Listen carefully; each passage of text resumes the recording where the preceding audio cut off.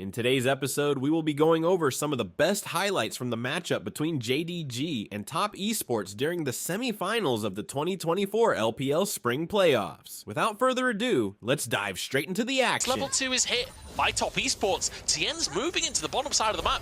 JDG, they've got to be cautious. The ward now spots TN as he moves in, but Ruler and Missing are in all kinds of trouble. Both flashes available, but that's all that remains. Knock up onto Ruler as the stun is being stacked, and it's first blood into the hands of Jackie Love. Jack with the dismount, but now TN actually makes it down. Again, he was already on his way. Knew that JDG would be looking for a gank on this timing, but here we go. I think we're just going to scrap here. Yagao's moving over and he's level 6. The Weaver's Wall available here is Yagao trying to win out the Honeyfruit battle on the top side. The bubble hits too, though. Tien moves in, but Tien's just not that tanky yet. And he ends up going down. The Weaver's Wall denies any follow-up from Top Esports. The fight, Ruler are missing a little bit chunked, but the wild growth does mean that they're relatively safe. Mako gets himself a bit of movement speed, but the Weaver's Wall comes down. Mako might have to flash here, but the Polymorph denies it, and he's stuck in no man's land. JDG with a great pick. Yeah, JDG able to catch Mako out. It feels like the flash would have really had to preempt the play as you started to see the Weaver's Wall come down, but that's going to lead JDG into being able to pick up the Drake. And it's nice, right? They're continuously able to defend their pink wards in that tri-brush, which constantly gives them the aggressive angle to be able to contest.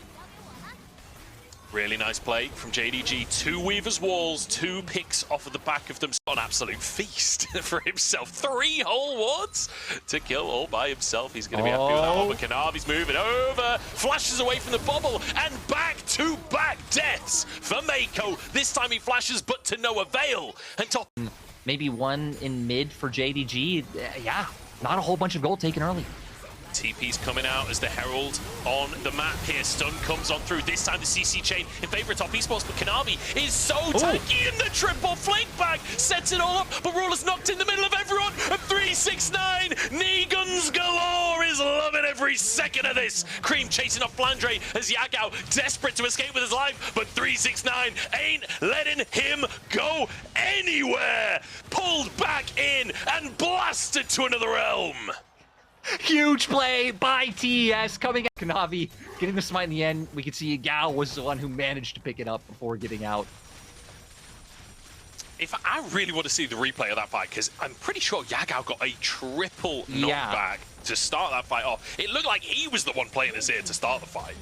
Yeah, you have like him go world, so that's something we have to keep in mind to see if they try to use it to pull attention anyway. But no, they're actually just going to be behind, and it looks like they're saying, hey, it's fine, we've already gotten our one Drake.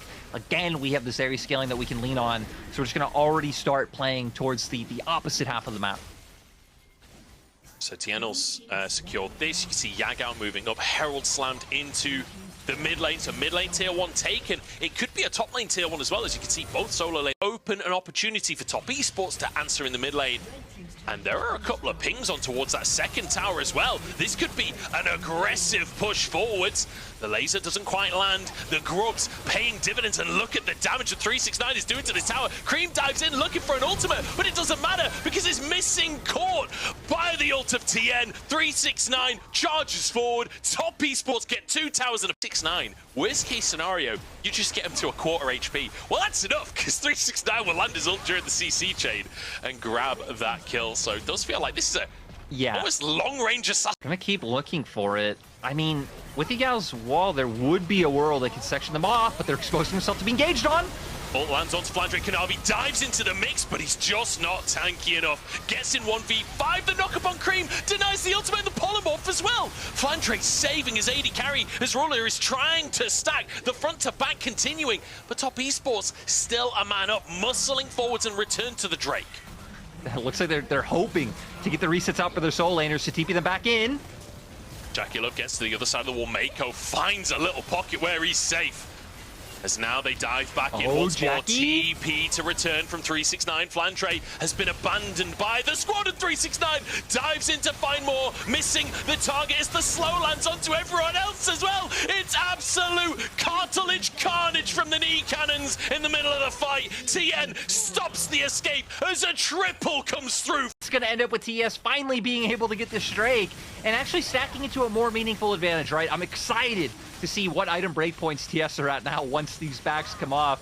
And for JDG, man, I don't know why they felt so tempting. It's like he's showing up to start us off today. Baron still in darkness, 7k. As Top Esports peel and look for Kanabi. They really want to fight off the back of it. Magnet Storm isn't going to do anything. And in he goes with the Emperor's Divide. Fear Beyond Death shuts down the Zeri. Metal is better than lightning. The Culling comes through to finish up. Flandre, no, gets over the wall, but stunned in the end and will be eviscerated. Missing tries to escape on a blast cone, but it's enough for Top Esports to get Baron. Even without 3 ultimates being up at the start of that fight, TES still find a way to come out on top. They've completely exploded this gold lead, and now with the Baron, it feels like they should just be able to completely take over the map. The downsides of the Talia ult, if you're behind, a lot of the time it can be ignored. It's just like the last one too, where it really has no function. And even in these situations, you could tell JDG, no idea what to do. Typically, you'd commit to one side of the fight, right? If Cream's mid, maybe send 2 people mid, try and pin him down, or you go for the 5v4 bot side. But you can tell JDG no, that they really can't be able to take the front to back with where items are right now.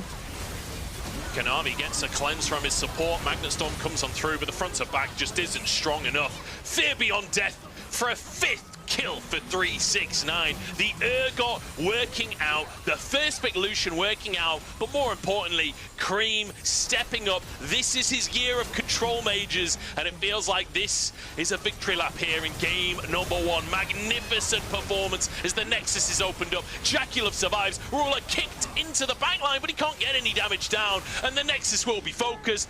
Top Esports start strong. These were some of the best highlights from today's LPL 2024 Spring Split matchup. Which moment was your favorite? Let me know in the comment section below. This is OP, and I'll see you tomorrow. Take care.